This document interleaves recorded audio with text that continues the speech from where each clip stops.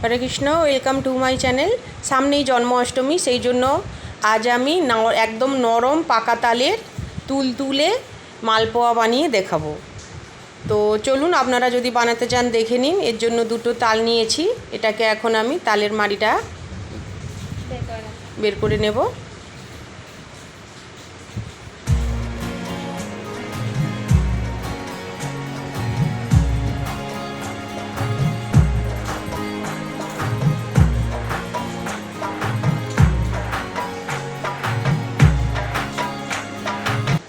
তো এবারে আমি একটা পাত্রে 1 বাটি ময়দা নিলাম, হাফ বাটি চালের গুঁড়ো, হাফ বাটি সুজি, আর দেব হাফ বাটি চিনি,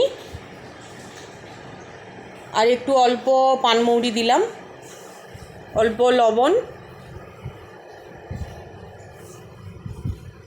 এরপর আমি এর মধ্যে 1.5 বাটি তালের মাড়ি নিয়ে নেব। 1.5 বাটি দিলাম। আন্দাজটা একদম সেম এইরকমই রাখবেন, তাহলে একদম খুব সুন্দর পারফেক্ট মালপোয়া বাড়িতেই আপনারা বানাতে পারবেন। তো এবারে আমি দুধ দিয়ে এটাকে খুব সুন্দরভাবে মেখে নেব।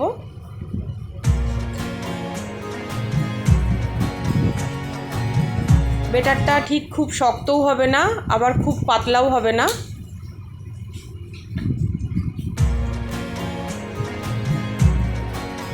তো এটাকে আমি এখন 20 মিনিটের জন্যে রেস্টে রেখে দেবো, যেহেতু সুজি আছে।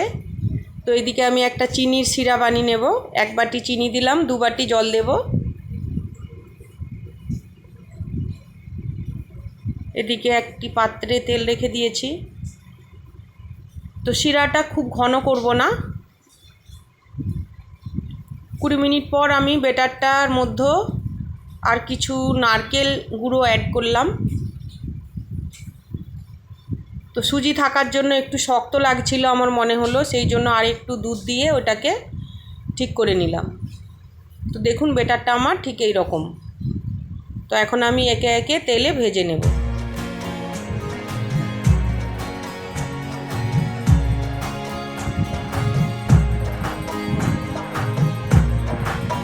কতটা সুন্দর ফুলকো ফুলকো হচ্ছে দেখতেই পাচ্ছেন। এটা চিনির শিরার মধ্যে আমি কিন্তু খুব বেশিক্ষণ না ডুবিয়ে রাখবো না।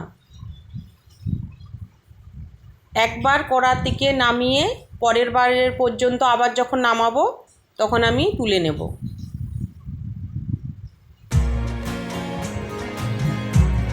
আবারও দিয়ে দিলাম।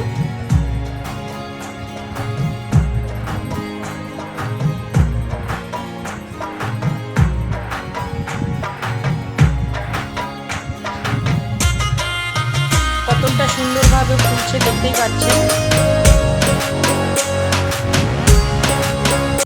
তো প্রথমে আমি মাধবের জন্য ভোগটা রেডি করে পাঠিয়ে দেব, পরে বাদবাকিগুলো না আবার করব।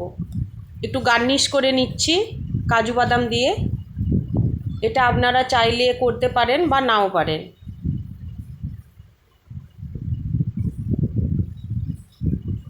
কতটা নরম তুলতুলে হয়েছে দেখে নিন, ভেতর পর্যন্ত কিন্তু রস গেছে।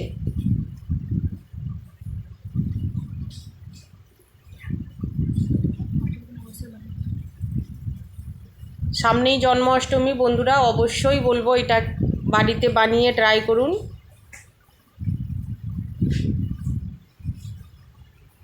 তো প্রসাদ রেডির পর আমি বাদবাকিগুলো আবারও করে নেব।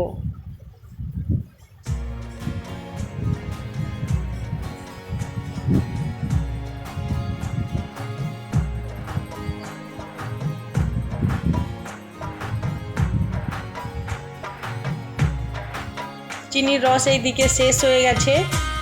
তো এবারে আমি কিছুটা শুকনোই রেখে দেবো। বৃষ্টি হচ্ছে এই দিকে, দেখে নিন।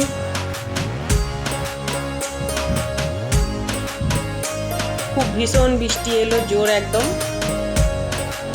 তো এইদিকে রেডি আমার। শুকনো রেখেছি কিছু, আর ভেজা।